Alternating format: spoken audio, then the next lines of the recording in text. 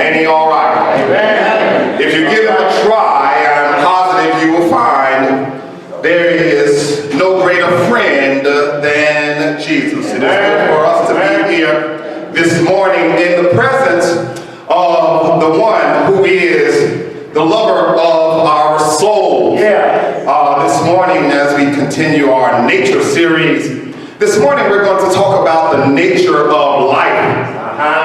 We talked about death. We talked about the evil in the world, and so it seems most appropriate to take an examining look at life and the beginning of life as we know it. And sometime throughout this series, we're going to talk about the misconception of life, because we think we know life. We think we are living. But God has something greater in store for us. Yes, sir. For those that love Him and for those that are found in His will. Genesis chapter 1 is where we will look to as the beginning of life. And we see in Genesis chapter 1 verse number 20 that the writer says, God said, let the waters bring forth abundantly that the moving creature that has life, and the fowl that may fly above the earth in the open firmament that God calls heaven.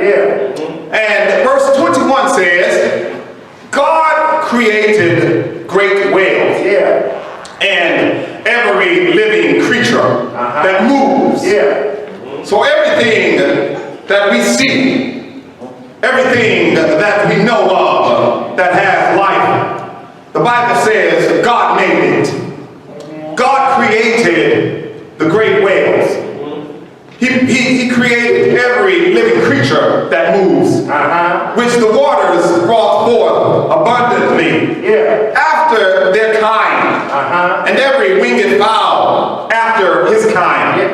And God saw that it was good, and the evening and the morning were the fifth day. And we'll hasten to our first doctrinal point this morning, is that God is the giver of life. God is the giver of life.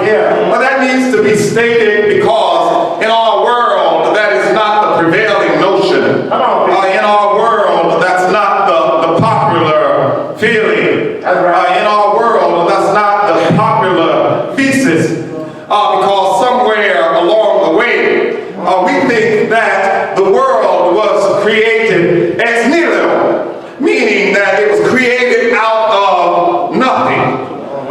If you talk to someone who ascribes to that Bible that they call the science book, they'll say that the world was started with a bang, with a big bang. There were some elements that got together and came together at just the right time in just the right way, and out of that our world formed. Well, who created those elements is the question. Where did those elements come from? And isn't it easier for us to just know, to ascribe to the fact that God is the creator? Yes, that God is the creator, because there is nothing in our world that we know of that is able to create itself. If we look at a building, we know the building has to have a builder. If we look at a painting, we know that the painting has to have a painter. And so we give credit where credit is due. And we like to admire people who are architects. We like to admire people who are master builders. We like to admire people who are artisans and people who are able to create from their minds. Well, God is better. He's better than any master builder that we've known, because not only has God created, God has created something that man can't create it. God has created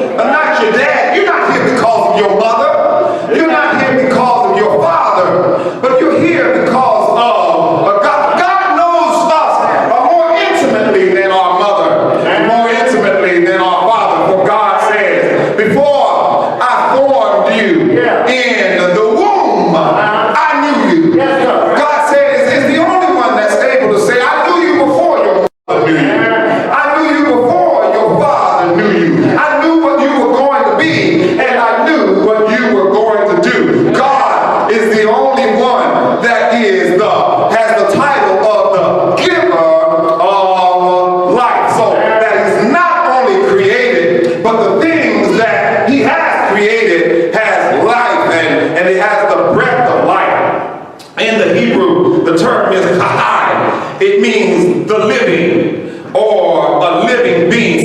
See, God is the only one that can create something that actually lives. Yeah. But see, you and I, we can fashion things with our hands, but those things don't live. No, sir. Those things don't breathe. No. Those things don't think. No. Those things don't have spirit. That's right. Those things don't have a soul. No. Those things they are inanimate, and they can only do what we tell it to do. That's right. But God then is showing a distinction in how he creates, because he's able to give life. He's able to create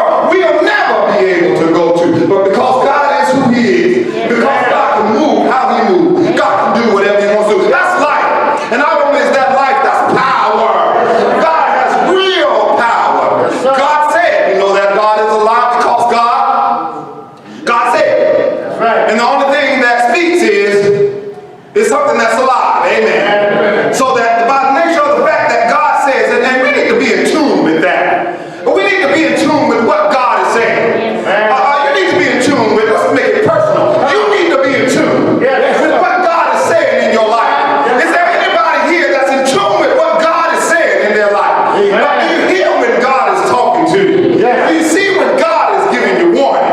When you see can you see when God is trying to probe you and God is trying to prod you and God is trying to move you along in the right direction? In order to do that, we have to be in tune with God to hear what it is that God is saying. I love when God called upon Moses. Every time God spoke to Moses, God said, Moses. And Moses' response was, Hanani. God, I'm here. Amen. God, I'm listening. We need to learn how to do that. When God calls you, you just need to say, God, I'm here. You just need to learn how to answer present. There's another time when God was calling upon Samuel and is about to make him a prophet.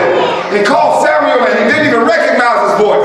Goes to Eli and Eli has to say to him, the next time God speaks to you, your response to God should be, speak, Lord, for your servant hear. And you need to know that there's a true and real and living God that's calling you. God is calling your name. And the thing you need to do is ready yourself to the voice of that true God so that you are able to say, speak, Lord, for your servant hear. We know that God is alive because God said. And every time God says, something happens. You see that in your text? God said, let there be light, and there was light. Amen. God saw the light. We know that God is alive because God can see. Amen. That ought to bless some of us this morning and it ought to scare the rest of us. God can see. Amen. God sees what you're doing. Amen. God said, I don't see like other men see. I don't look on the outer appearance. I don't look at you and say you're so pretty. I don't look at you because you got your hair done. I don't look at you because you're wearing your fine clothes. I don't look at you. I'm not impressed by what other people are impressed by. God says, I don't see like man sees. I see what's going on the inside. I see your heart. I see what you're thinking. I see what you want to do. And I know that your lips, I know when you're honoring me with your lips, but your heart is far away from it. But God looks upon his creation and he saw the light and he saw that it was good. Therefore God devised the light from the heavens. Yes, we are sure of this, that God is able to give light because God is alive. 2 Samuel chapter 22 verse number 47. The writer says, the Lord lives. Amen.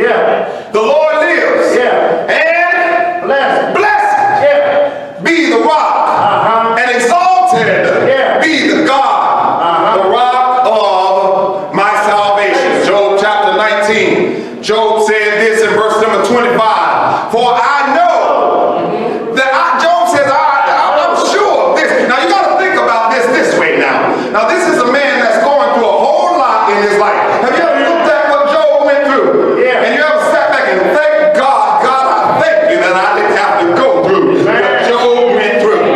Job's friends and everybody, because that's the one scripture says the only thing people can do is just walk by Job and just shake their head.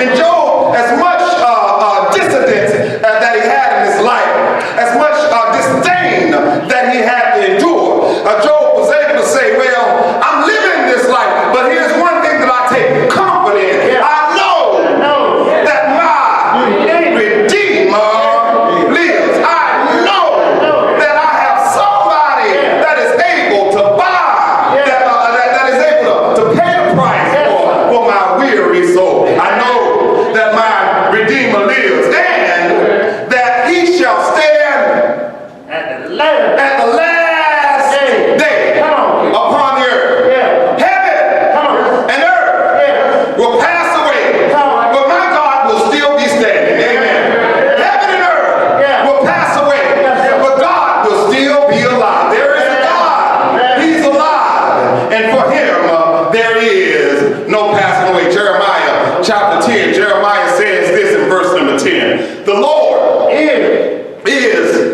the only true God. He is the living God. Amen. There's some gods that people have fashioned for themselves.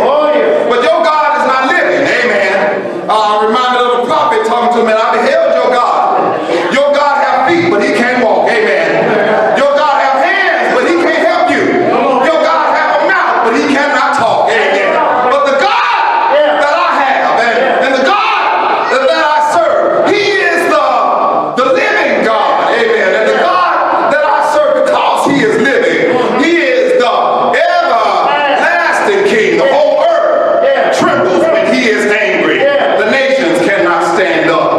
into his wrath. God is alive. And because he is alive, God is a life giver. Genesis chapter 1, verse number 26. God says, let us make man in our image, after our likeness. And let him have dominion over the fish, dominion over the sea, over the fowl of the air, over the cattle, and over all of the earth, and over every creeping thing that creepeth upon the earth. So God created man in his own image. In the image of God created he him.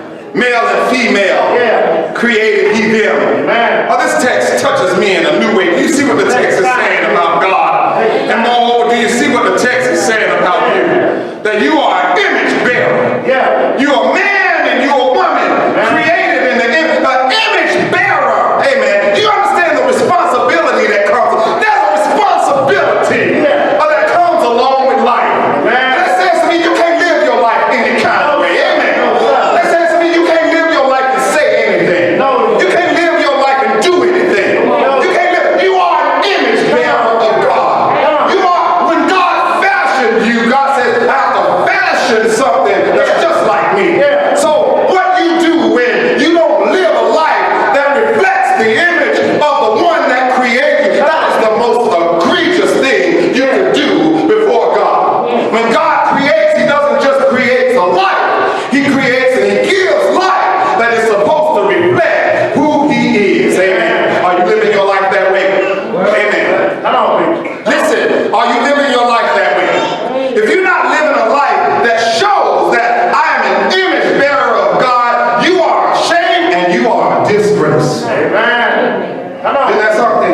Take the time, baby. You have to live your life because you are an image bearer of God. Amen. So that God looks at you and says, I want to see myself. Yes, sir. Isn't that what we like about our children? Amen. Say amen if you can. Don't we like to look at our children and say, I see myself. Amen. I see my eyes. Amen. I see my nose. Amen. And when they're acting up, I see myself. Amen. I see that's what I do. That's what I do. Amen. We like to look and see ourselves reflect. What makes you think that the God that created you, we are his offspring, or we are his children. When he looks at you, he wants to see himself. Amen. And so God has created. God is the giver of life, but God is not just giving a life, he's giving a life that's supposed to reflect and reflect upon who he is. So God created in his own image. In the image of God created he him. Male and female created he them. And God blessed them. And God said unto them, be fruitful. Come on. Multiply. Replenish the earth. Subdue it. And have dominion over the fish of the sea, and over the fowl of the air, and over every living thing that's upon the earth. And doctrinal point number 2, that not only is God the giver of life, but God is the protector of life. Come on. Amen. God is the protector of life. That God cares about life. You realize this, that, see, we're looking at the text, and in Genesis chapter 1, verse number 26, God uses a term as dominion. And then in verse number 28, he uses this idea as to have dominion. You see, if we think about dominion and we think about being over, you see, we can appeal to the prideful side of dominion, which is you're over that. You see, but the scripture tells us this, for those who are leaders of God's people and over his heritage, the Bible says, that we have dominion, but be careful, you're not lords over God's heritage. Amen. You see the distinction.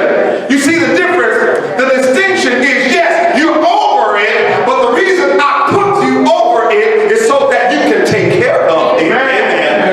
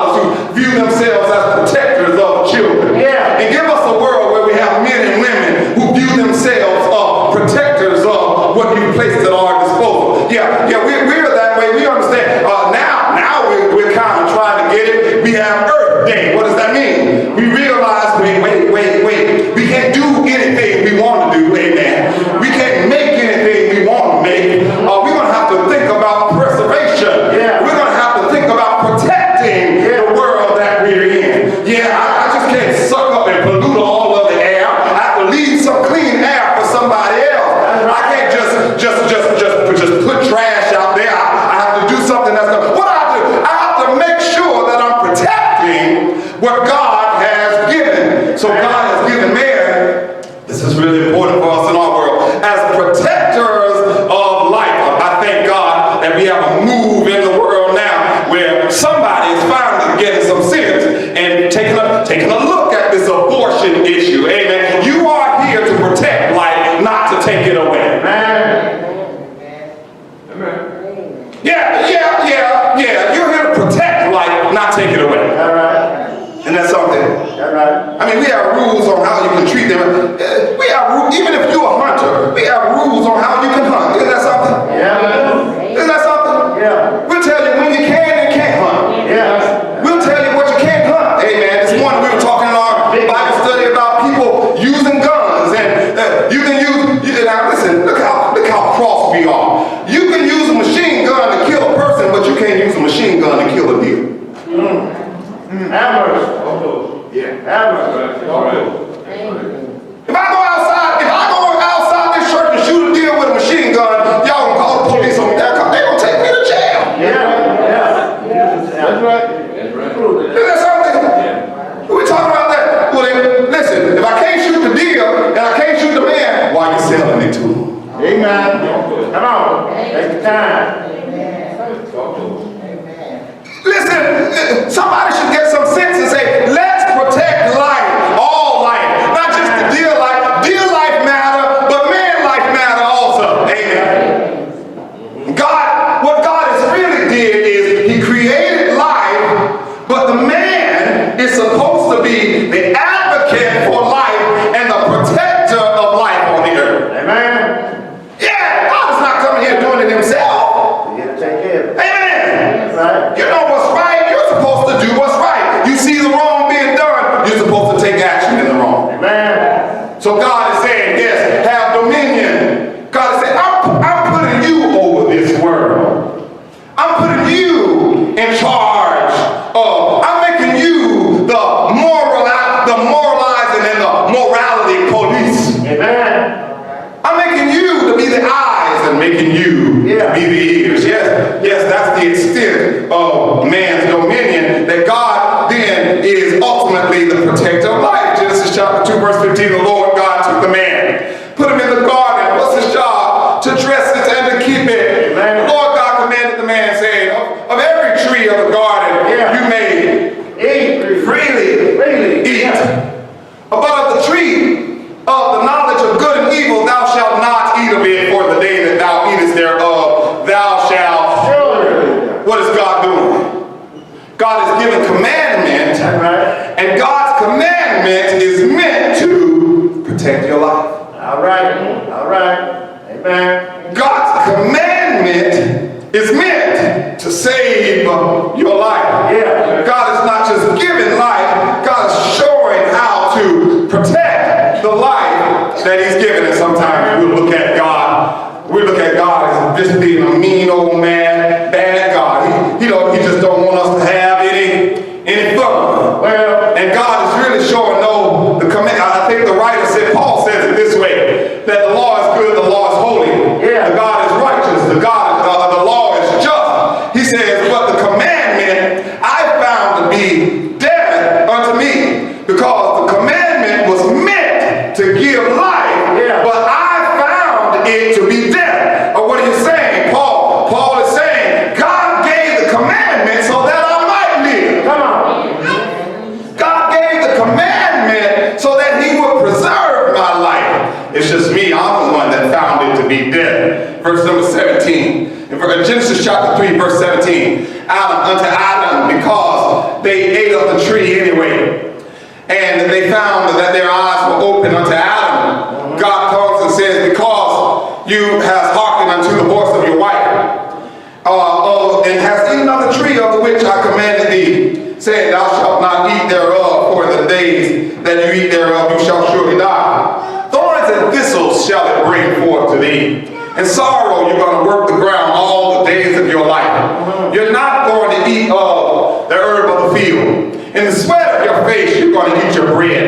until you return unto the ground, for out of it thou wast taken, for dust thou art, and to the dust thou shalt return. Now, verse 22, the Lord God said, behold, the man has become as one of us. He knows good and evil. And now, let's help him. Let's protect his life further. Before he puts forth his hand, and also take of the tree of life and live forever. Isn't that interesting? That God now has to protect you from being, God has to protect you from you. Anybody ever been there before? Amen. God has to protect, everybody that didn't raise your hand, you've been there. God has to protect you from you. Now God has to now say, you're falling, you're in sin, and now I have to protect your life so that you don't live perpetually in a state of sin. I have to protect you so that I have to protect you from yourself. And isn't that an interesting text? That God gave the man and the woman. See, because sometimes we like to look and we like to say, well, why did God put the tree there? If he knew they were going to eat it, we missed this fact. He didn't just put the tree of death there. He also had the tree of life. And instead of picking from, now the choice was yours. Instead of picking from the tree of life, you chose. Come on. Take your time. And aren't we that way today? Yes, that's right. Aren't we that way today? God says, I set before you life and death. And God says, choose life. But we choose death. And I'm here to tell you today that God has given us the same thing that he's given. God is the giver of life. God is the protector of life. And even to us today, God is saying, you can choose either one you want. You can choose life or you can choose death. And God is saying, choose life. So to protect them, he put a hedge, the Bible says, a fiery flame. He drives them out of Eden. And he sent them forth to till the ground from whence he was taken. He drove out the man. He placed at the east of the garden of Eden cherubs, angels, and flaming swords, which turned every way to keep them away. God said, I have to, now you've made the mess, now I have to come fix the mess that you've made. And in order to fix it, I can't let you live perpetually in sin. I can't let you live perpetually in evil. I can't let you live perpetually in the way of death. Yes, God is the giver of life. God is the protector of life. Genesis chapter 1, verse 1, we see God in the beginning created heaven and the earth. Verse number 2, the earth is without form and is void. Verse number 3, God says, let there be light. And there was light. And God saw the light, that it was good. And God divided the light from the darkness. And doctrinal point number 3 is that not only is God the giver of life, God is the protector of life, but God is the sustainer of life. See, God realizes that in order to have life, you need some light. Amen. Because if you don't have light, then the only other option is darkness. And God realizes that if I'm going to have your life to be sustained, if I'm going to sustain life, there has to be some light in the world, and there has to be some light to shine forth in the darkness. And so God is looking to sustain our lives by giving us light, and God is looking to sustain the life in the world by giving us as light. The scripture tells us that you are the salt of the earth, and you are the light of the world. Are you acting as a light in the world that we live in? Are you a light in the world? Are you casting light in the places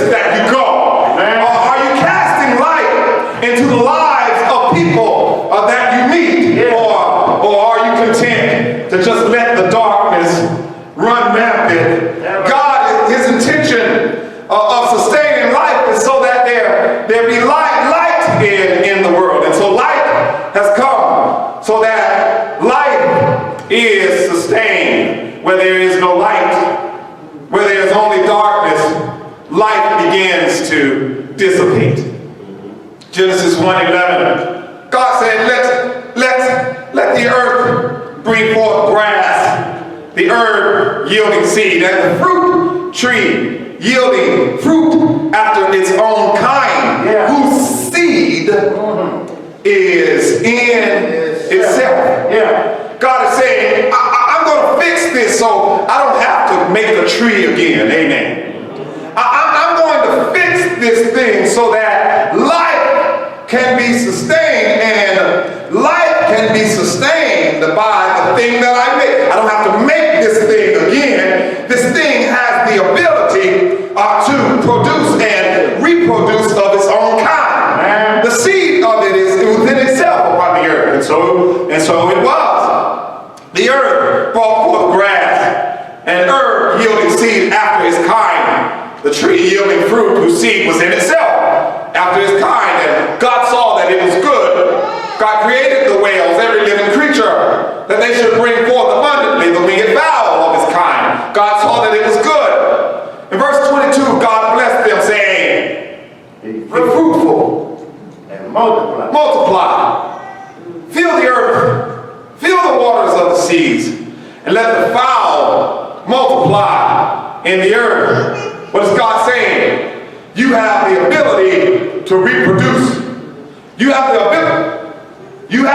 ability to reproduce, and it's God's intention that as you reproduce, watch this, God's intention is that you reproduce what's good. Amen. See, God looks and God says, this is good. And God looks and says, be fruitful and multiply. We know this, that God creates the man and the woman. And when God creates the man and the woman, he creates them in his image. So we're created in the image of God. We're created in a godly image. And when God creates man and woman, he looks and says, this is good. When he creates the man. When he creates the woman, he looks and says, this is very good. And so now God looks at the man and the woman and tells them to be fruitful and multiply, replenish the earth and subdue it. God wants us to replenish the earth with what is good. You see, the same way we have the ability to reproduce what is good, we have the ability to reproduce what is bad.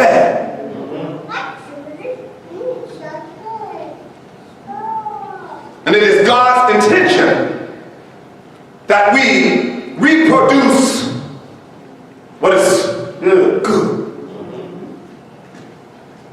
And in the world that we're in, what we're seeing replicated. We're being fruitful. Come on, take your time.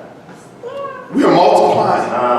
Come on. We're replenishing the earth. Come on. Take your time. The thing we're reproducing is the bad. Yes, it is. We're reproducing the evil. All right. We're reproducing the ugliness of mankind.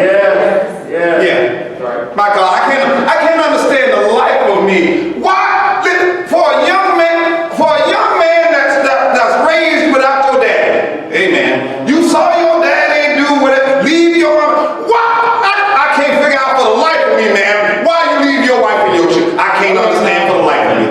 Amen.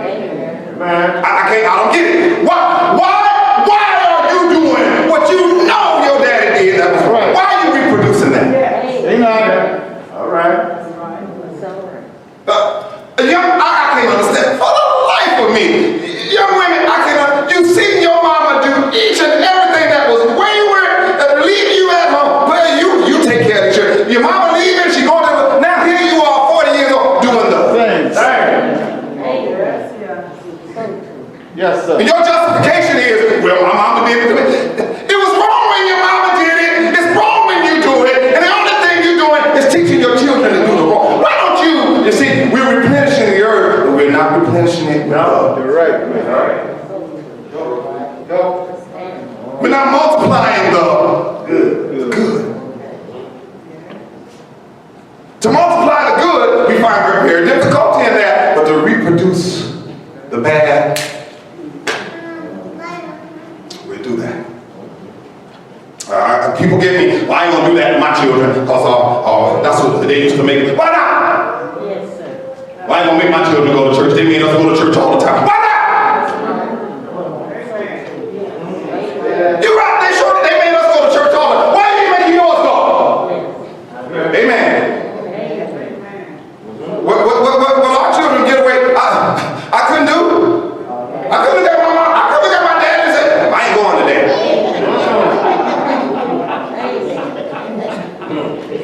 Oh, you moving out? You moving out today? That's what you say.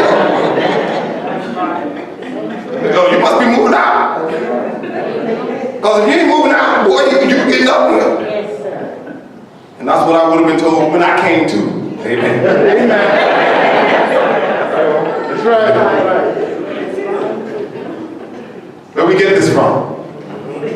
The evil in us. We're comfortable reproducing the evil instead of reproducing the good. The writer says the evil that's in me, the good that I should do, Paul says, I do it not. But the evil that's in me, the thing I don't want to do, I find myself doing it. I find in the law that evil is always with me. It's always present. If I'm going to overcome that, I have to make a real deliberate effort to reproduce what is good. Amen. I said this to my wife. I said, you know what? It's one thing my children will be able to. I've never taught you anything that was wrong. Never. The only thing I ever taught you was what's good. If you did wrong, you're doing it on your own. All right. So I don't feel bad. I don't feel nothing about the evil you do. Amen. For a fact, I pray against my children evil. I say to my God, if you see my children walking in any way that I have not instructed them, put a stop sign in their way and bid them go no further. Amen. If they disregard it and go past it, then let them bear the responsibility and the cost of them disobeying. All right now. Amen. I taught you nothing but good. Do the good that I taught you. Amen. We should look to reproduce. God has made us reproducible figures. Amen. Yes, sir. He's given us life. Jesus says, I've come that you might have life and that you might have it. Jesus says, I've come so you can have a good life. Amen. I say to my children, you want to live a good life? I ain't promising you won't have all the money in the world. I ain't promising you no foolishness. But you want to live a good life? You better go with God. Amen. Amen. You want to live a good life? You better trust God. Yes, sir. You want to live a good life? You better stay with God. Amen. Anything else is not the life He intended for you. Amen. So God has blessed us to be able to reproduce what is good. He's calling us to that. Acts 17:26, He has made us all one blood, all one nation of men. God has made us all to dwell on the face of the earth. He's determined the times before they've been appointed and the bounds and their habitations, that they should seek the Lord and how they might feel after Him and find Him, though He be not far from each and every one of us. For in Him we live. If you're not in God, you're not living. Amen. I'll say that to anybody. You're not in God, you're dead. You don't have God in your life, you're not living. In Him and in Him only, we live, we move. It's because of Him we're able to move. Yes, sir. And we have our being. Yeah. He says, the writer says, that's not even scripture. Your own poet say that. He said, you should know this without even reading the Bible. You need God in order to live. Yeah. You need God in order to breathe. Yes, sir. He says, you don't even need scripture for that. Poets know that. That's right. So, what should we do? Simple. Thank God for life. Amen. God is the giver of life. Yes, he is. We have to acknowledge God as the life giver. And we have to acknowledge God in every facet of our life. Amen. We have to seek God for the purposes of our life. Yeah. Just have a part of your fiber, a part of your being. God, the life I live, may it bring glory to you. Yeah. Amen. You are here to give God glory. Amen. Amen. So that it's not about you, it's only about Him. Amen. So that's what you should seek in your prayer life. God, Amen. what can I do to give you glory? Come on. What can I do? Yes, sir. What can I do in my life Yes. that you may be honored, that you might be glorified? And we have to be comfortable with that. And guess what? That's a big prayer. Amen. You realize that?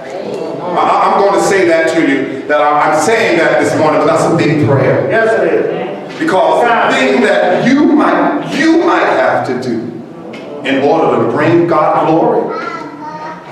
Hey. So, hey, listen, sometimes it's not always pretty. Amen.